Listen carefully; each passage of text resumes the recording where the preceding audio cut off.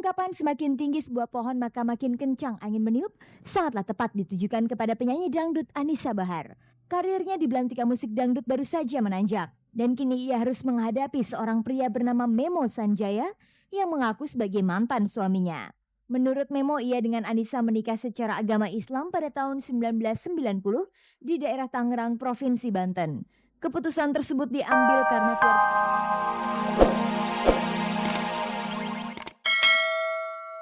Halo pemirsa, apa kabar? Jumpa lagi dalam tayangan paling bergengsi, Cek dan Dicek.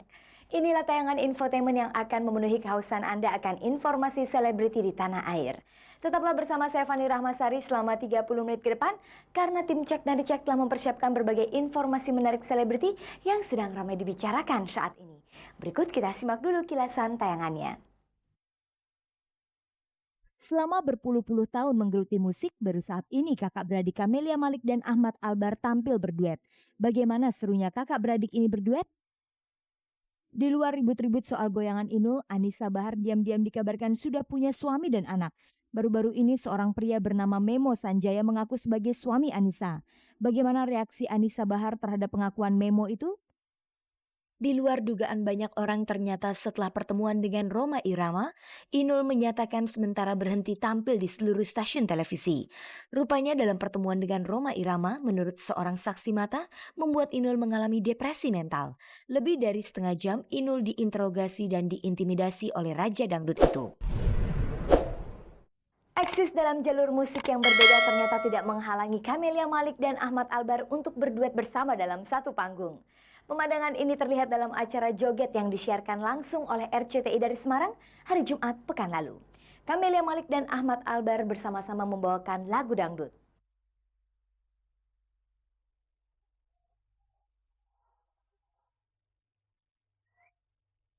Pemirsa, beginilah duet kakak beradik Camelia Malik dan Ahmad Albar di atas satu panggung. Pemandangan seperti ini memang tidak pernah kita saksikan selama puluhan tahun kakak beradik ini menggeluti dunia musik. Pasalnya seperti kita ketahui bersama, baik Camelia Malik maupun adik kandungnya Ahmad Albar memang memiliki perbedaan jalur musik yang digelutinya. Camelia Malik berjalan di jalur dangdut sedangkan Ahmad Albar tetap konsisten di jalur musik rock yang hingar-bingar. Akan tetapi tidak selamanya perbedaan jalur musik kakak beradik ini tidak dapat dipertemukan dalam satu panggung. Buktinya ketika stasiun televisi RCTI menyiarkan secara langsung acara joget dalam rangkaian roadshow RCTI Oke 2003 di kota Semarang Jumat kemarin, Mia dan Ie tampil satu panggung membawakan beberapa buah lagu dangdut. RCTI yang minta ya, terus penyegaran kali ya. Kalau nyanyi udah puluhan tahun sendiri-sendiri gitu kan. Kalau berdua kan asik, sekali-sekali duet. Ditodong. Dia punya album dangdut dulu bagus sekali kan, Zakia. Terus ada beberapa, dua album ya. Dua album gitu. Terus ternyata adik-adik sekarang, junior-junior sekarang seneng banget nyanyiin lagunya Mas Ye gitu kan. Tapi kan RCTI pengen Mas Ye-nya gitu. Meski penampilan Mia dan Ie di panggung cukup menyita perhatian ribuan penonton roadshow RCTI ketika itu, agaknya kalau soal kelihayan menyanyikan lagu dangdut, Mia lebih menguasai ketimbang adiknya. Terhadap hal ini lantas bagaimana sebelum mereka naik ke panggung? Apakah mereka sempat latihan? Spontan. Latihannya di sini ya. Nggak sempat latihan karena Mas Ye juga saya minta detik-detik udah kita mau berangkat ke sini. Jadi kita cuma ketemu kemarin sekali waktu JR ya. Udah Nggak pernah latihan gaya gitu. Malu udah tua-tua masih latihan gaya. N1, N2, N3 gitu kan malu. Kalau tidak latihan terlebih dahulu, bagaimana dengan penyesuaian yang mereka lakukan? Bukankah dalam hal ini sulit menyatukan perbedaan antara vokal dangdut dengan rock? Dangdutnya Mas Ye ini agak keras kan. Maksudnya nggak terlalu gemulai yang nggak yang itu gitu kan. Kayak Raja Kumbang kan boleh dibilang dangdut ya dangdut agak keras gitu. Jadi malah saya yang menyesuaikan, teriak-teriak. Setelah duet itu apakah Mia dan Ie mempunyai rencana lain? Katakanlah misalnya rencana membuat album rekaman berdua atau tampil satu panggung lagi dalam acara lain? Ya mungkin aja kalau ada lagu yang cocok, ada pencipta yang bikinin kita lagu yang cocok gitu ya. Semua mungkin gitu. Cuman ini lagi sibuk God bless. Kalau di panggung kita mau coba tapi kita pengen latihan.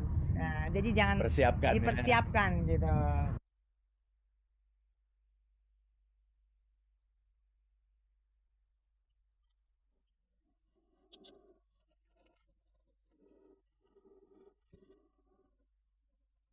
Pemirsa, ini masih terkait dengan penyanyi dangdut Anisa Bahar.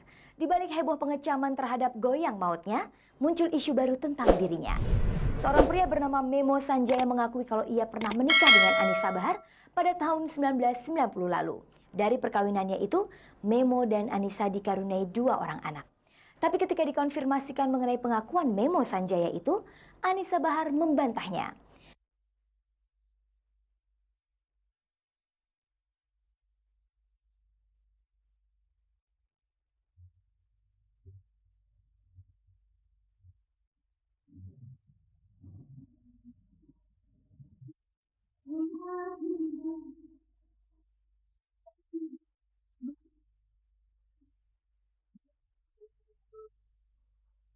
Ungkapan semakin tinggi sebuah pohon maka makin kencang angin meniup sangatlah tepat ditujukan kepada penyanyi dangdut Anisa Bahar. Karirnya di belantika musik dangdut baru saja menanjak dan kini ia harus menghadapi seorang pria bernama Memo Sanjaya yang mengaku sebagai mantan suaminya. Menurut Memo, ia dengan Anisa menikah secara agama Islam pada tahun 1990 di daerah Tangerang, Provinsi Banten. Keputusan tersebut diambil karena keluarga Anisa tidak menyetujui hubungan mereka. Setelah menjalani bahtera rumah tangga selama 7 tahun, akhirnya Memo dan Anisa yang telah dikaruniai 2 orang anak Jelita Tofhani dan Juwita Tofhani sepakat berpisah. Sayangnya pengakuan Memo itu tidak ditunjang oleh fakta-fakta yang jelas seperti surat nikah dan foto-foto sewaktu mereka menikah. Meski begitu pengakuan Memo itu tentu saja menarik karena selama ini tidak banyak yang tahu kalau Anisa Bahar telah menikah. Bagaimana penyanyi dangdut yang memiliki goyang maut itu menanggapi pengakuan pria bernama Memo itu? Anda bisa mikir sendiri siapa saya, siapa mereka. Terus bisa dilihat bener apa enggak sih. Bisa aja kan orang mau menjatuhkan saya, bisa aja kan. Jika memang tidak pernah menikah dengan Memo, apakah Anisa pernah mengenal Memo? Saya kenal banyak orang, jadi saya tidak mengingat siapa-siapa orangnya gitu ya. Bisa jadi pengakuan Memo itu terkait dengan popularitas yang diraih oleh Anisa saat ini. Lalu apa tindakan Anisa terhadap Memo? Ya sementara ini saya masih diem karena saya masih memikirkan yang ini bagaimana caranya. Saya kok cuma Anisa gitu loh, selalu Anisa yang dikejar sementara yang lain belum gitu loh. Jadi saya masih ingin berhubungan sama teman-teman yang lain pun belum ketemu gitu loh. Terserahlah mereka mau ngomong apa. Saya tidak bisa bilang apa-apa saat ini karena saya masih konsen dengan yang satu ini gitu.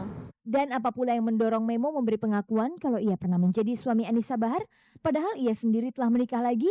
Saya ini, cuma rasa bagaimana ya, terpanggil aja gitu, terpanggil aja. Karena yang saya lihat di media itu, karena dia tidak pernah mengakui gitu ya, mengakui punya anak. Ya wajar saya bilang di sini karena saya pernah sama dia gitu, ya sama dia beberapa tahun, menjalani hidup rumah tangga gitu sama dia sampai membuahkan 2 orang putri gitu ya. Atau Memo hanya ingin memanfaatkan popularitas Anisa Bahar saja? Oh enggak sama sekali. Saya pikir saya menikmati dengan hidupnya saya yang sekarang ini ya. Saya nggak mau lagi pusing karena gimana gitu, atau dikatakan aji mumpung dia sedang di atas. Kalau saya berbohong saya pernah itu sama dia, waduh saya